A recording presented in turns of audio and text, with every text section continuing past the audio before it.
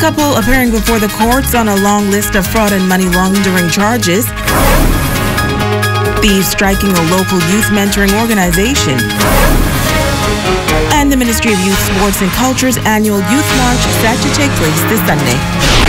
The Bahamas Tonight Northern Edition starts now. This is the Bahamas Tonight, the Northern Edition. Good evening, all. I'm Shashina Rolf-Arkeson.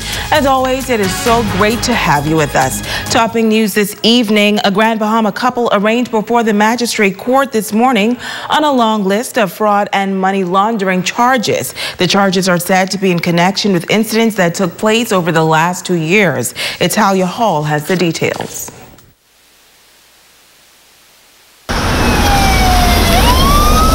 The matters were heard before Magistrate Rangan Johnson.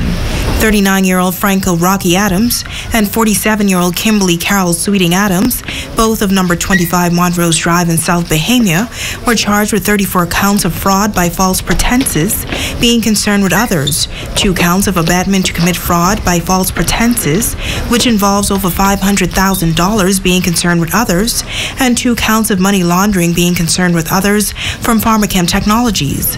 All of the matters are said to have taken place between 2016 and 2018.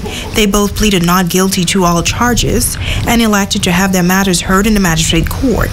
The case was adjourned to February of next year for trial and is expected to proceed by a voluntary bill of indictment. The Adams were both remanded to the Bahamas Department of Correctional Services until trial. The 2 accused can apply to the Supreme Court for bail. The couple is being represented by attorney Wendell Smith. Reporting for ZNS Network News, I'm Italia Hall. Meanwhile, the criminal element striking the facility of a local youth mentoring organization in the Hawksville area. Tonight, officials say the incident is troubling. Jay Philippe has more. On the night of October 31st, culprits went to the Champs Community Center and stole over 200 feet of fencing at the rear of the property. Mr. Darren Roll, director of the Falcons Boys Club, said that this is a major setback for the center. We are trying to interview young men and work with young men here at this center, and for this tragedy to take place here this afternoon, it is unfortunate for persons culprit. I don't know who would have done it. If persons in the community have seen anybody passing by doing something yesterday, can you please report it to us? But this afternoon, I am so disappointed that after spending thousands of dollars at this center, individuals will see to come by and vandalize the Champs Community Center. Mr. Roll is pleading with the community to assist in finding the persons that are responsible for this criminal act. I am asking that those individuals who would have stolen this piece of fencing, can you please return it? We have reported the incident to the Royal Bahamas Police Force, and it is under investigation. I am asking the public here in the community of Hawksville to please help us. Help us man this community. This basketball facility is being used by young men here in the community. Persons from the Freeport Container Port and the other industrial companies are coming here. And for this to happen, it is most unfortunate. Please, please leave the Champs Community Center alone and help us build young men. Not come and help us destroy the property. The fencing was done by Guardian Fencing. Richard Bates, who manages the company, said that he was disappointed when he heard about the incident. To come here and take from them is just terrible. But we'll assist them to, to fix it, to replace it, do what we have to do. But, like he said, this is for all of the people in this community. Leave it alone. Reporting for ZNS Network News, I'm Jay Philippe. Meanwhile, some good news for students in East End today as a major shoe distribution took place in that district. The kind gesture was a joint effort of a local and international organization. Megan Shepard reports. Mutual Believers Credit Union out of Atlanta on Island, giving back to students in East Grand Bahama. Bishop K.M. Hayward says that they visited Grand Bahama a few months ago for a summit where they met a local pastor who helped to organize this initiative. Hayward says he and his team are excited to be back and putting smiles on the faces of the youngsters. We jumped right on it. We said we wanted to be a part of that. We want to make our stance in this community, let them know that we're here and we're going to stay to do some great things and to provide some great businesses practices and things in this community.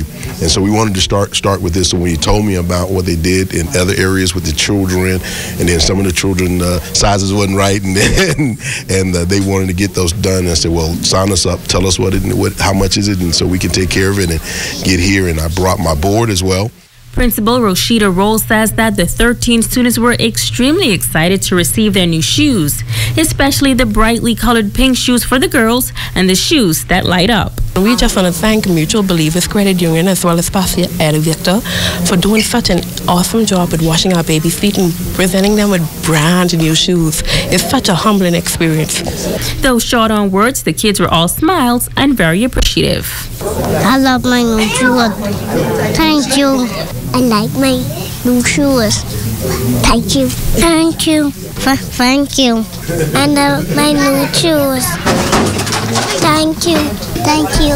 Now, not only was it a great day for the students, but District Superintendent for East Grand Bahama, Yvonne Ward, says it was a humbling experience to spend her birthday with the children. When Pastor Victor called me, he said, Mrs. Ward, we want to give shoes, the credit union, Mutual Believers Credit Union, and also the Samaritan shoes, Samaritan feet. They're partnering with them with this initiative. And I said to him, I said, you know, this I couldn't get a better birthday present.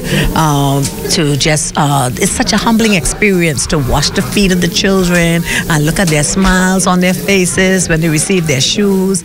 Coordinator Pastor Eddie Victor of Samaritan's Feet Bahamas says that this give back is a great example of religious tourism in the works. In promoting religious tourism in Grand Bahama, where there's a component now of religious tourism where you actually have groups that not only they come in here, but they want to be a blessing to the community or the island of Grand Bahama. And this is just one of the outreach efforts, and there'll be more to come.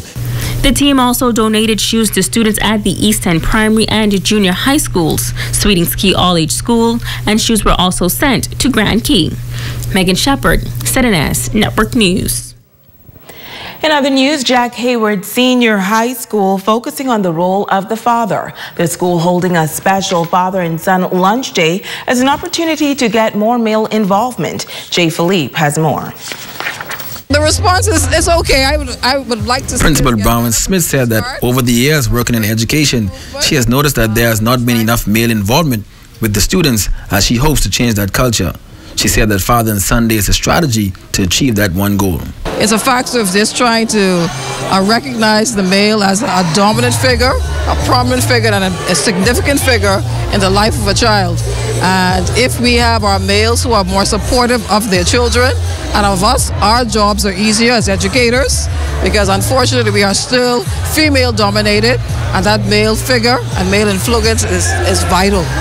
Parent Dexter Edwards said that he was elated to have the opportunity to spend time with his son at the school. This is about the greatest day because I see family to be most important, and I also recognize that a father's input in a son's life means a whole lot, and it could really determine his future.